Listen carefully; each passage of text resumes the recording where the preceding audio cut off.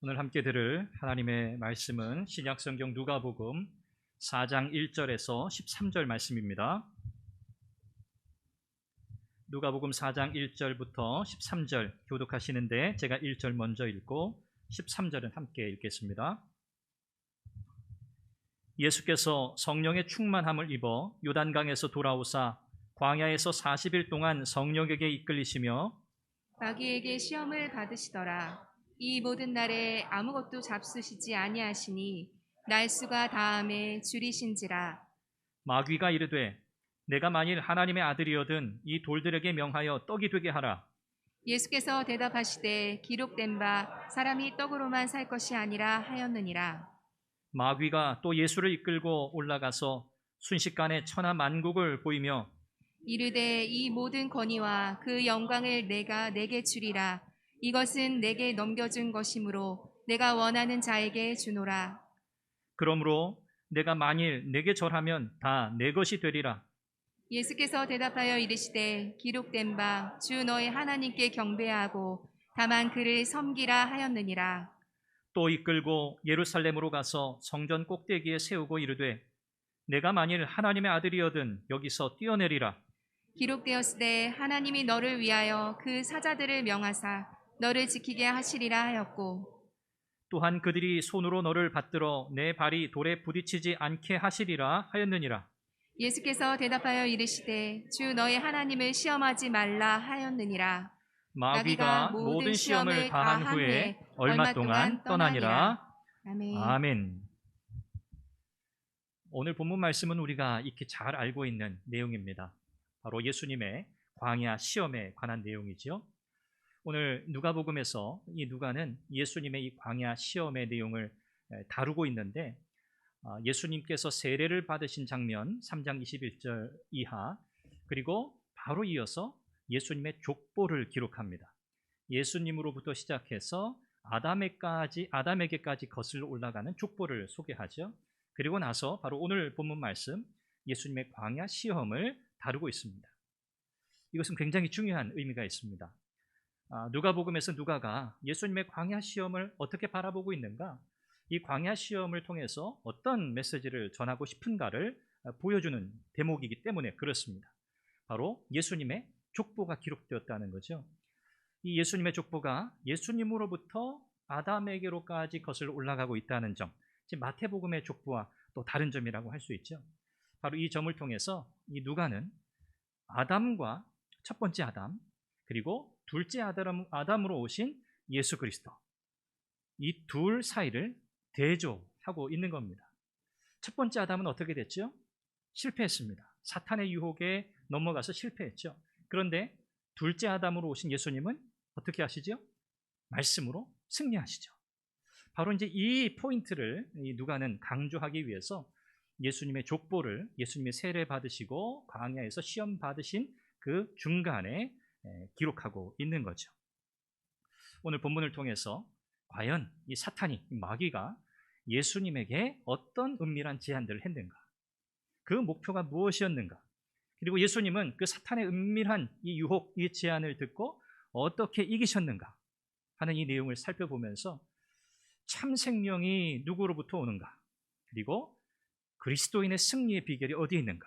라고 하는 것을 살펴보기를 원합니다. 하나님께서 오늘 이 말씀을 나눌 때 우리 가운데 큰 은혜와 감동을 주시기를 바랍니다.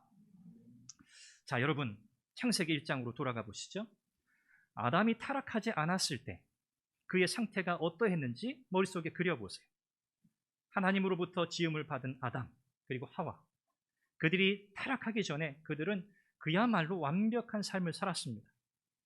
가장 복된 환경, 어느 것 하나 결핍이 없는, 부족함이 없는 상태, 그것이 바로 에덴 동산, 낙원에서의 삶이었죠. 여러분, 타락하기 전에 아담과 하와의 상태를 설명하는 중요한 두 가지 포인트가 있는데, 첫 번째는 뭐냐면 그들이 마음껏 하나님을 경배할 수 있었다는 거예요. 걸림돌이 없어요. 하나님과 대면하는 일에 걸림돌이 없는 거예요. 마음껏 하나님을 대면하고 그분과 대화하고 그분을 마음을 다해 예배할 수 있는 상황이었다는 점이고요. 두 번째는 뭐냐면 하나님께서 하나님의 형상으로 지으신 이 아담과 하와에게 하나님이 창조하신 모든 피조 세계를 다스릴 수 있는 특별한 권세를 주셨다는 거예요. 아담과 하와는요, 이런 특권을 누릴 수 있었어요. 창세기 1장 28절 말씀 여러분 기억하시잖아요. 생육하고 번성해라. 땅에 충만해라. 땅을 정복해라. 모든 생물을 다스려라. 라고 우리 하나님께서 아담과 하와에게 위임하셨어요. 놀라운 일이죠. 자, 이것이 타락하기 전에 가장 복된 상태를 설명하는 거예요. 자, 그런데 이 아담과 하와가 사탄의 유혹을 받았어. 마귀의 유혹을 받아서 어떻게 되죠? 결국 범죄하게 됩니다. 타락하게 되죠. 이 타락하고 나서부터 모든 상황이 다 역전되었어요. 하나님을 예배하는 자리에서 그들은 하나님을 피하는 자리로 도망가게 되죠. 하나님께서 그들에게 맡겨주신 이 놀라운 특권, 권세와 영광을 어떻게 되죠? 모두 빼앗깁니다. 누구에게 빼앗깁니까? 마귀에게 빼앗겨요. 사탄에게 빼앗겨요. 이것이 아담과 하와가 범죄하고 타락한 결과입니다. 하나님을 예배하는 자리에서 멀어지게 되고 그들에게 하나님이 위임하신 특별한 권세를 누구에게 넘겨준다고요? 사탄에게, 마귀에게 넘겨주게 되었다는 거죠. 오늘 이 본문에서 사탄은요, 바로 이 첫사람 아담과 하와를 그가 공략할 때, 그를 유혹할 때 사용했던 그 방법, 그 전략을 누구에게 사용하는가? 바로 예수님에게 사용하는 거예요. 사탄은, 마귀는요, 똑같아요. 아담을 유혹했던 그 유혹의 전략이나 예수님을 유혹했던 이 유혹의 전략이나 오늘 저와 여러분들, 그리스도인인 저와 여러분들을 공격하는 그 포인트가 사실 다 똑같아요. 오늘 예수님에게 그는 어떻게 접근하고 과연 어떤 은밀한 유혹을 하고 있는가, 그 내용들을 살펴보기를 원합니다. 결국 궁극적으로 이 유혹의 목표는요, 예수님을 타락시키는 거예요. 누구를 타락시켰던 것처럼, 아담과 하와를 타락시킨 것처럼 예수님을 타락시키는 게 사탄의 목표였어요. 그러기 위해서는 반드시 뭐가 선행되어야 하냐면 불순종이 선행돼야 돼요. 불순종. 왜요? 아담과 하와가 타락한 방법이 뭐예요? 불순종이에요. 하나님의 말씀에 대한 의심, 왜곡, 불순종, 이것 때문에 결국 타락했잖아요. 사탄도 예수님에게 똑같은 방법을 쓰는 거예요. 예수님이 타락하려면 불순종해야 돼요. 하나님의 말씀을 거역해야 되거든요. 바로 사탄의 유혹의 목표와 포인트가 여기 있었어요. 겉으로 드러날 때는, 겉으로 보일 때는요, 야, 너가 하나님의 아들이야?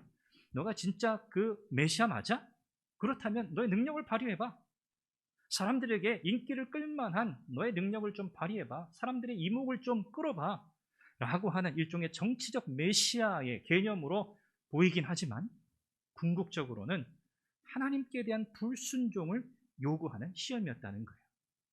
이것이 오늘 이 광야 시험을 이해하는 중요한 배경이 됩니다. 자, 그러면 구체적으로 사탄이 어떤 제안을 하죠? 몇 가지죠? 3가지 제안을 합니다. 아주 은밀한 제안이다, 그렇게 표현할 수 있어요. 첫 번째는 어떤 제안입니까? 돌로 떡을 만들어 먹어라. 3절 말씀을 보시면 내가 만일 하나님의 아들이거든 이 돌들에게 명하여 떡이 되게 하라.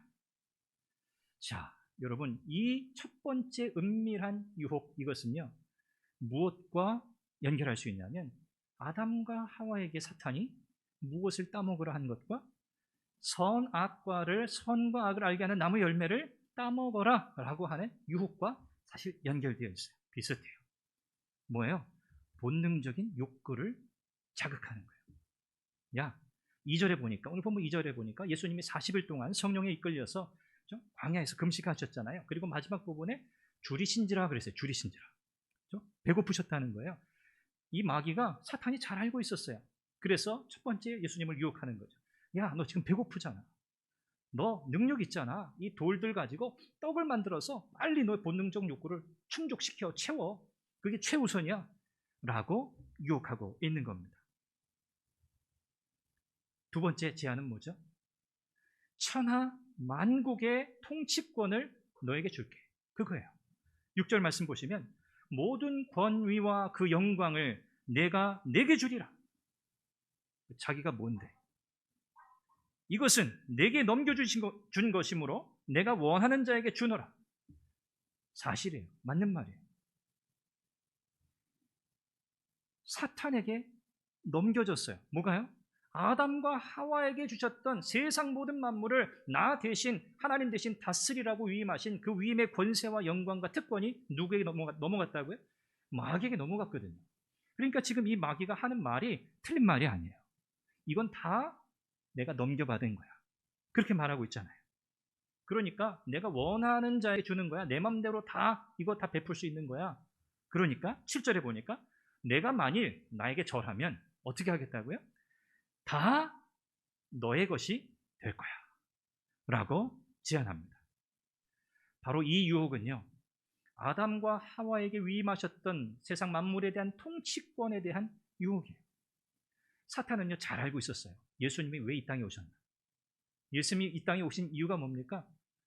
사탄에게, 인간이 타락하여 사탄에게 빼앗긴 이 위대하고 이 고귀한 이 특권을 마귀에게서 다시 빼앗아서 다시 사람에게 주시려는 목표였어요. 사탄은 이 사실을 잘 알고 있었어요. 그래서 만물의 통치권을 자기가 다 가지고 있다고 강조해서 이야기한 거죠. 세 번째 은밀한 유혹이 뭡니까? 성전 꼭대기에서 어떻게 해라? 뛰어내려라.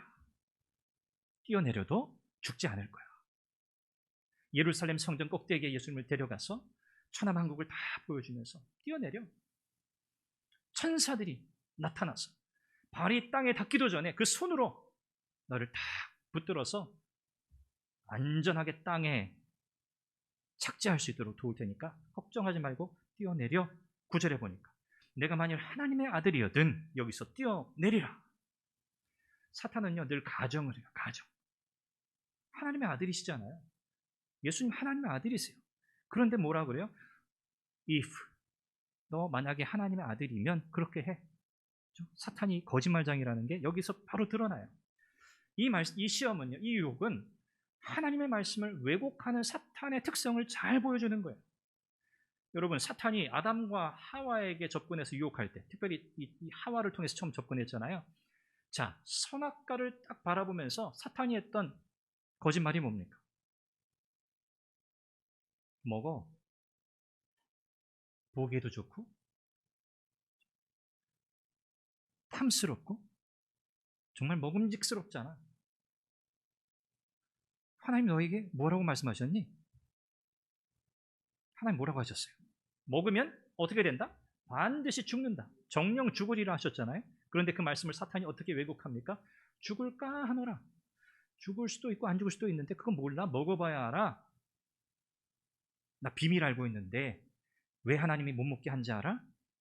저거 먹는 순간에 너희들의 눈이 밝아져서 하나님처럼 될 걸 아셨기 때문이야 라고 이야기했어요. 그렇죠? 사탄의 거짓말이에요. 먹으면 정령 죽으리라고 하신 하나님의 명백한 말씀을 왜곡해서 죽지 않을 거야 라고 거짓말했던 그 내용과 연결된 시험입니다. 여러분, 이와 같은 세 가지의 은밀한 이 제안을 통해서 사탄이 이루고자 한 목표가 뭐였다고요? 예수님을 굴복시키는 거예요. 예수님이 하나님의 말씀에 불순종하게 만드는 거예요. 천하만국의 모든 권세를 자기가 계속해서 거머쥐고 그 영향력과 권세를 행사하려는 거예요. 아담과 하와가 타락하고 나서 여러분, 하나님께서 그들에게 주신 이 놀라운 권세와 영광을 사탄에게 다 빼앗겼어요. 그리고 어떻게 됐습니까? 사탄에게 종노릇하는 신세로 전락하게 된 거예요. 사탄의 종노릇. 사탄이 시키는 거 할 수밖에 없어요. 사탄이 좋아하는 거 할 수밖에 없어요. 그러니 사탄이 그런 모든 자기의 권세를 다 빼앗아서 자기를 완전히 짓밟아 버리실 그 예수님을 마주 대하고서 어떻게 그가 만만하게 대할 수 있었겠어요? 사탄은요 이렇게 얘기하는 거예요. 내 앞에 굴복해라. 피 흘리지 말자. 우리 서로 피차. 너가 그냥 고개 한번 숙이고 무릎 한번 꿇으면 그냥 모든 게 다 해결되는 거야. 내가 다 알아서 해줄게. 내가 다 해결해 줄게 라고 지금 사탄이 거짓말하고 있는 거예요. 내가 다 줄 거야. 나에게서 받아서 누려 라고 이야기하는 거죠. 왜요? 자기 종으로 부르려고. 누구조차. 하나님이신 예수님조차. 이것이 사탄의 최종 목표였습니다. 우리는 잘 압니다. 아담과 하와의 타락으로 인해서 생겨난 그 타락의 결과가 무엇인지 잘 알아요. 그리고 예수님이 이 땅에 오신 이유, 그 분명한 목적이 바로 이 타락의 결과, 이 모든 상황을 역전시키시고 하나님의 형상대로 지음받았던 첫사람의 그 원형, 그 모습으로 회복시키시기 위함이라는 것을 우리는 잘 알고 있습니다. 그러니 우리 주님께서 사탄의 이런 은밀한 제안에 굴복하실 수 없는 거예요. 하나님의 말씀에만 순종해야 했고 사탄의 모든 유혹에 필사적으로 대항하셔야 했던 거죠. 사탄이 모든 수를 다 써서 아담과 하와에게 썼던 방법을 동원해서 무너뜨리려고 했지만 예수님은 사탄의 침략을 이미 하셨기 때문에 강하게 대응하시고 말씀으로 승리하신 줄 믿습니다. 이것이 오늘 이 광야 시험이 우리에게 보여주는 내용이죠. 이 모든 시험을 마무리하면서 예수님께서 신명기 6장 16절 말씀을 인용해서 이렇게 말씀하시잖아요. 주 너의 하나님을 시험하지 말라. 주 너의 하나님을 시험하지 말라. 그리고 광야에서 시작된 이 시험이 세 번째 유혹이었던 이 예루살렘 성전 그 꼭대기 예루살렘에서 이제 마무리되게 되는 거예요. 자, 13절 말씀 보니까 여러분 사탄이 어떻게 했다고 표현합니까? 마귀가 모든 시험을 다한 후에 얼마 동안 떠나니라. 자, 이건 1차전이라고 할 수 있어요. 1차전. 예수님의 공적인 사역이 시작되면서 사탄이 예수님을 공격한 첫 번째 공격이었는데 1차전이었는데 마귀가 완전히 패배했어요. 완전히 졌어요. 그런데 성경이 뭐라고 말씀합니까? 얼마 동안 떠나니라. 잠시 동안이란 말인데 이건 뭐냐면 전략적으로 후퇴했다 그런 말이에요. 그러니까 사탄이 포기한 겁니까? 아니에요. 포기한 게 아니에요. 예루살렘 꼭대기의 세 번째 마지막 유혹을 끝으로 끝나는 게 아니에요. 결국 예수님은 누구로부터? 사랑하는 제자로 표현되는 가룟 유다로부터 어떻게 돼요? 배신을 당하게 되는 거죠. 예수님이 넘겨지게 되잖아요. 예루살렘에서 1차적인 싸움에서는 사탄이 패배하고 뒤로 물러났지만 이것이 완전히 물러난 것이 아니었다는 거예요. 그리고 예수님께서는 이후에 그의 모든 복음 전파하는 사역, 특히 누가복음에서는 귀신 들린 자를 고치시는 사역, 병든 자를 고치시는 사역, 이 모든 사역들이 바로 사탄의 속박으로부터 자유하게 되는 것으로 누가는 소개하고 있어요. 모든 병으로부터 고치시는 사건, 귀신 들린 자들을 고치시는 사건, 하나님 나라의 복음을 선포하시는 사건, 이것이 뭐로 표현되고 있다고요? 사탄의 모든 종노릇하던 모든 속박으로부터 자유하게 되는 그 사실을 이야기하고 있다는 거죠. 결국 예수님은 예루살렘에서 승리하게 되신다는 점을 암시하고 있습니다. 오늘 이 본문을 우리가 살펴보면서 이 사탄이 얼마나 교묘한가, 마귀가 얼마나 교묘한가 우리가 생각하게 돼요. 사탄이 사용하는 유혹의 언어는요, 이거예요. 너 내 말 들어야지 행복해. 이겁니다. 너 내가 시키는 대로 해야지 너 정말 행복할 수 있어? 이게 사실은 포인트예요. 왜요? 사람들은 다 행복하기 원하잖아요. 우리 다 행복하기 원하거든요. 행복을 위해서라면 뭐든지 다 하잖아요. 우리의 자녀들, 우리의 자식들이 행복하게만 살 수 있다면 그렇게 그 목표를 가지고 우리 부모 세대들이 희생하며 그렇게 어려운 상황 속에서 참고 견디면서 살아오셨잖아요. 바로 이거예요. 사탄은 너무나 잘 알고 있어요. 내 시키는 대로 해. 너 그럼 행복할 수 있어. 너가 원하는 것, 너의 욕구, 욕망을 채우는 것이 최우선순위야. 너 그걸 위해서 살아야 돼. 라고 이야기해요. 너 좋을 대로 해. 라고 끊임없이 속삭이고 있는 거죠. 세상의 권세와 영광을 자기가 거머쥐고 있기 때문에 모든 방법, 모든 수단을 동원해서 모든 사람들을 다 자기의 수하에 두고 굴복시키려는 사탄의 전략입니다. 웬만해서는 뿌리치기 힘들어요. 굉장히 힘듭니다. 그런데 우리 주님은 어떻게 이 사탄의 유혹에 대응하셨죠? 4절 말씀에도 사람이 떡으로만 살 것이 아니라, 사람이 떡으로만 살 것이 아니라, 뭔가 좀 아쉬워요. 마태복음 4장에 보니까 같은 이 내용을 기록한 마태복음 4장에 보니까 하나님의 입에서 나오는 모든 말씀으로 살 것이니라. 마태복음에서는 그렇게 표현하고 있어요. 그런데 누가는 사람이 떡으로만 살 것이 아니다. 아주 간략하게 표현합니다. 그리고 8절에도 주 너의 하나님께 경배하고 다만 그를 섬기라 이야기하세요. 두 가지예요. 하나님 말씀 들어야 한다는 거예요. 하나님만 섬겨야 한다는 거예요. 사람이 떡으로만 살 것이 아니라 왜 누가 이렇게 아주 간략하게 표현했을까? 누가의 관점이 여기서 드러납니다. 누가는 뭘 이야기하고 싶으냐면 예수 그리스도가 하나님이신데 그분의 말씀이 곧 하나님의 말씀이라는 거예요. 예수님의 말씀이라는 거예요. 예수님의 말씀, 그분이 하시는 모든 메시지가 누구의 메시지다? 하나님의 메시지다, 말씀이다 라는 점을 누가는 이 표현에서 강조하고 있는 거예요. 세상에 참 유혹의 소리가 많습니다. 정말 피곤할 정도로 많습니다. 세어볼 수 없을 만큼, 우리가 선택하기도 어려울 만큼 우리의 마음을 흔들어 놓는 이야기들이 얼마나 많은지 모릅니다. 그렇지만 우리가 집중해야 할 메시지가 있어요. 우리가 귀 기울여야 할 메시지가 있어요. 반드시 들어야 할 메시지가 있다는 거죠. 여러분은 어떠십니까? 여러분의 삶에서, 여러분의 영혼을 위해서, 여러분의 영적인 삶을 위해서 여러분들은 어떤 메시지에 가장 많은 시간을 할애하시고 귀 기울여 듣고 계십니까? 우리가 하나님의 말씀에 집중하지 않을 때 우리는 세상의 메시지에 여지없이 노출되고요. 그 메시지를 우리가 그냥 거부할 수 없어요. 우리의 마음이 굉장히 복잡해지는 거예요. 굉장히 혼란스러워지고요.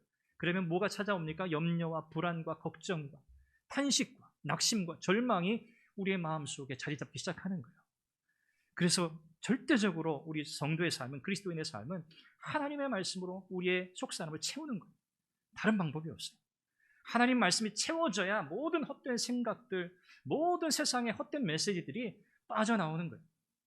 그렇지 않고서는 우리의 마음과 생각을 지킬 수가 없습니다. 사랑하는 여러분, 우리 선한교회는요, 하나님의 말씀으로 충만한 교회가 되어야 할 줄 믿습니다. 여러분의 삶은요, 하나님의 말씀으로 채워지는 삶이어야 해요.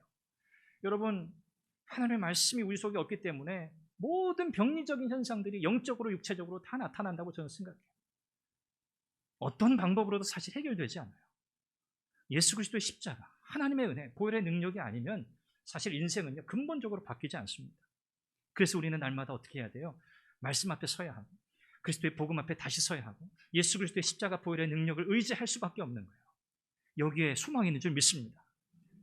세상에 그 어떤 사람도요, 이 방법 외에는 문제 해결할 수 없어요. 그래서 우리는 날마다 우리가 어떤 일을 하든, 우리가 어떤 상황에 있든 우리는 주님을 의지해야 할 줄로 믿습니다. 주님 의지해야 돼요.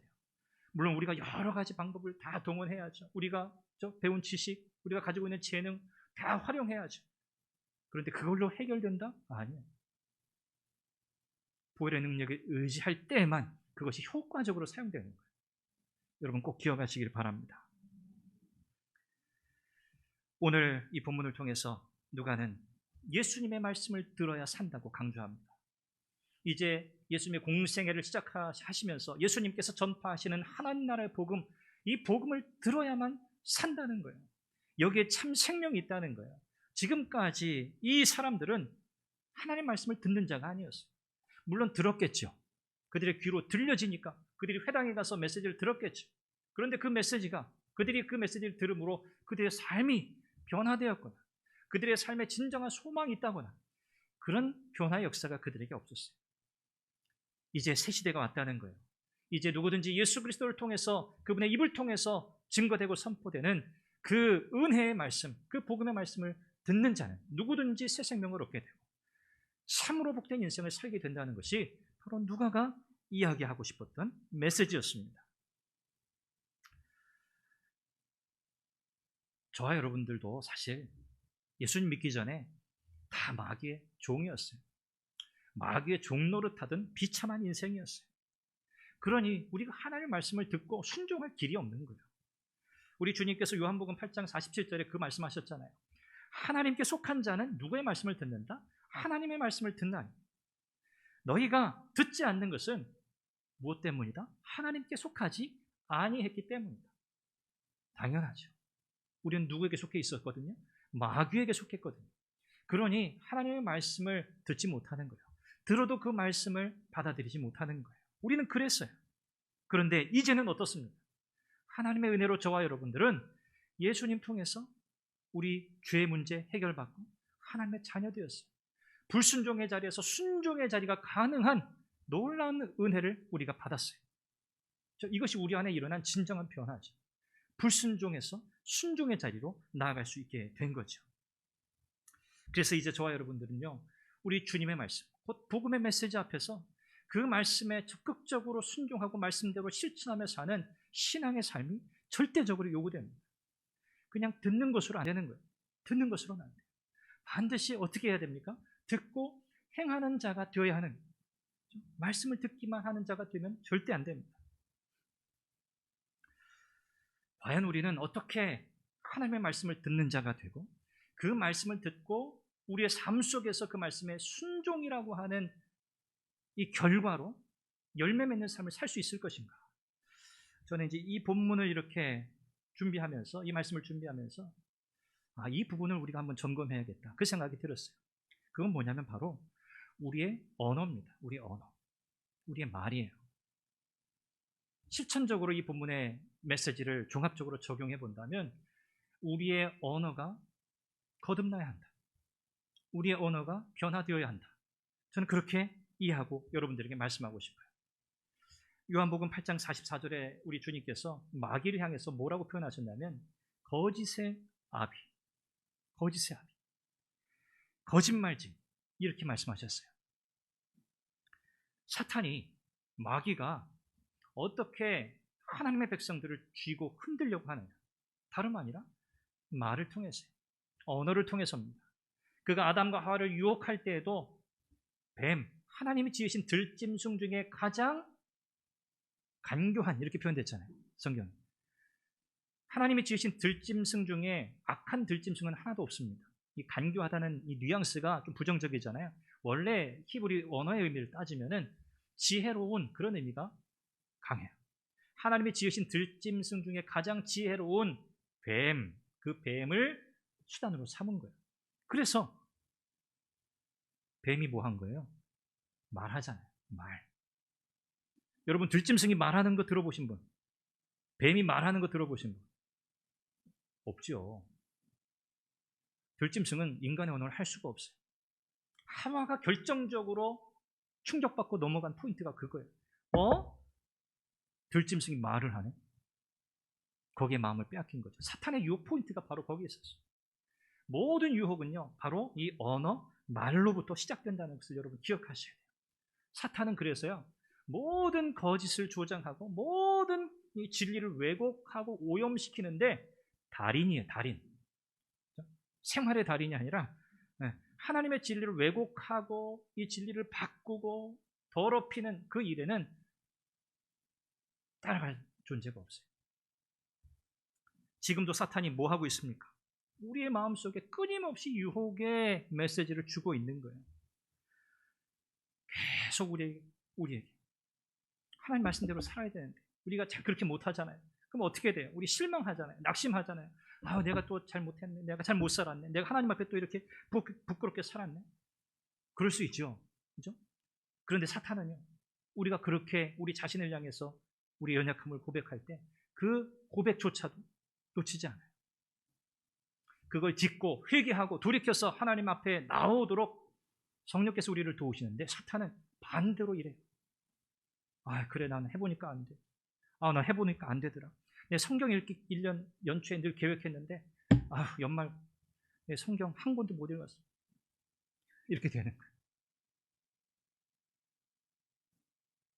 우리 주일학교, 우리 유초등부 사복음서와 사도행전 우리 1월달 중에 읽어보자 했어요. 여러분 다 하고 계시죠? 아멘 하신 분들만 지금 하고 계시는 것 같은데 5명이 완독했어요. 5명. 우리 유초등부 5명이 사복음서 사도행전을 완독했어요. 이미 신약성경 일독한 친구도 있어요. 안 되고 실패하니까 자꾸 좌절감을 주는 거예요. 너 해봤지? 해봐. 근데 안 될 거야. 그래, 해봐. 실패할 거야. 사탄이 우리 안에 계속 실망과 낙심과 좌절, 우리의 의지를 꺾는 이런 생각들을 끊임없이 심어줘요. 관계에도 어려움을 가져옵니다. 자기 자신에게 실망하니까. 그렇죠? 사람들과의 관계에서도 어려움을 겪게 만들어요. 믿음에서 떠나게 만들고 공동체, 신앙의 공동체로부터도 점점 멀어지게 만듭니다. 그 중요한 수단을 사탄은 무엇으로 삼느냐? 바로 말, 언어라는 거예요. 사탄이 예수님에게 그죠? 말로 유혹했잖아요. 그래서 여러분, 그리스도인은 특별히 하나님 말씀을 듣고 순종하는 삶을 살겠다고 할 때 과연 우리가 어떻게 사는 게 말씀을 듣고 순종하는 거냐? 특별히 우리의 언어와 관련해서는 우리의 언어 사용에 각별히 주의해야 한다는 거예요. 이 그리스도인들은요, 이 언어 사용을 각별히 주의해야 돼요. 어떤 말을 쓸까? 어떤 단어를 선택할까? 우리 보통 대화할 때 그런 거 생각 안 합니다. 그렇죠? 그냥 자연스럽게 이야기하죠. 내가 어떤 단어를 쓸까? 뭐 여러분 그런 생각하면서 말씀하신 적 있으세요? 그거 없잖아요. 그거 피곤해서 어떻게 살아요? 그런데 성도는요, 물론 자연스럽게 우리가 그런 언어 생활을 하지만, 그러나 우리가 어떤 말을 하고 어떤 표현을 할 때 생각해야 합니다. 내가 이분과 대화할 때 어떤 표현을 쓰면 좋을까? 내가 어떤 단어를 선택하면 좋을까? 이거 그냥 안 되거든요. 이거 훈련해야 돼요. 생각을 훈련해야 돼요. 생각. 그렇지 않으면 마귀가 어떻게도 우리를 사용하느냐. 우리는 굉장히 성경적인 언어를 사용한다고 생각하고 굉장히 신앙적 용어를 사용한다고 하는데 그것조차도 사탄은 교묘하게 왜곡시키는 방법을 사용해요. 참 어려운 일이죠. 야고보 사도가 야고보서에서 여러분 얼마나 이 말과 관해서 여러 가지 이야기합니까? 말에 실수가 없는 사람은 완전한 사람이다. 그렇게 이야기하잖아요. 혀는 몸 가운데 작은 부분인데 우리 인생 전체를 불태우는 그런 역할을 한다. 그렇게도 이야기하잖아요. 또 뭐라고 이야기합니까? 혀는 능히 길들일 수 없나요? 길들일 수 없대. 쉬지 아니하는 악이요 죽이는 독이 가득한 것이다. 야고보 3장에 그렇게 이야기. 그럼 어떻게 해요? 닫고 살아야 됩니까? 강력 접착제로 붙여놓고 살아야 됩니까? 그럴 수 없잖아요.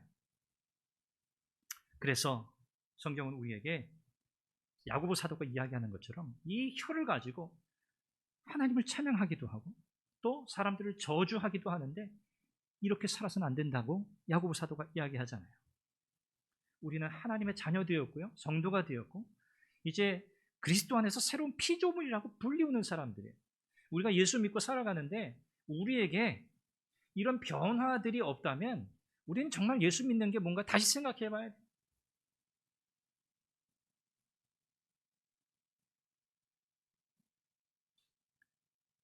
부부 사이에, 부모와 자녀 사이에, 교인들 사이에, 직장 동료들 사이에 언어 사용에 각별히 주의하셔야 돼요. 이게 그리스도인의 책임이에요. 성도의 책임이에요. 우리는 다 똑같아요. 다 연약하거든요. 그래서 계속 배워야 되고 계속 훈련해야 돼요. 그리스도인의 영성, 그리스도인답다라고 할 때 첫 번째 지표가 뭐냐? 저는 언어라고 생각해요. 언어.